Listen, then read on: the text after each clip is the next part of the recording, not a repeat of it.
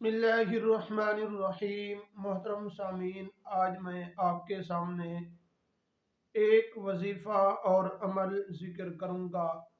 اگر آپ پر قرضہ عود پہاڑ کے برابر بھی ہوں تو اللہ تبارک و تعالی اس وظیفے کی برکت کی وجہ سے وہ قرضہ آپ پر اتار دیں گے۔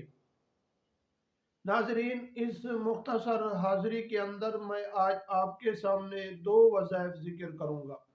ایک قرض کی حوالے سے اور دوسرا اگر میاں بیوی آپس میں ناراض ہیں اور بیوی اپنے ماں باپ کے گھر ہے تو اس لحاظ سے بھی میں جو وظیفہ ذکر کروں گا کہ میاں بیوی کے آپس میں محبت پیدا ہو جائے گی۔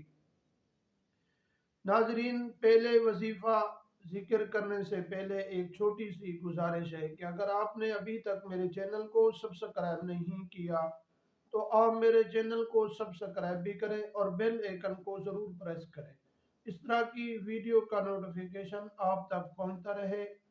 ناظرین، اگر آپ پر قرضہ عود پہاڑ کے برابر ہے تو آپ روزانہ استغفار کریں۔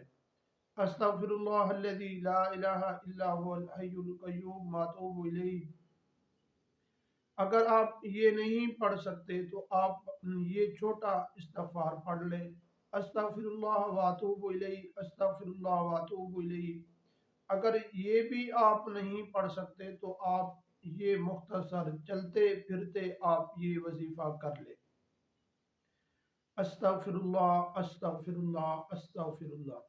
یہ تو ہر آدمی کو یہ پڑھنا بھی آسان ہے اور بیٹھ کر بھی آپ نہیں پڑھ سکتے اور چلتے پھرتے آپ یہ پڑھتے رہے، لیکن پہلے والا جو استغفار ہے جو بڑا، وہ جو میں نے بتایا ہے وہ اچھا ہے۔ استغفر اللہ الذی لا الہ الا هو الحی القیوم واتوب الیہ۔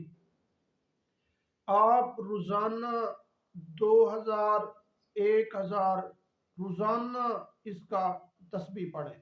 2000 پڑھ سکتے ہیں تو 2000، اگر 2000 آپ نہیں پڑھ سکتے تو صبح 1000 اور 1000 شام کے وقت۔ اگر آپ پر قرضہ عود پہاڑ کے برابر بھی کیوں نہ ہو آپ پر فوراً اتر جائے گا۔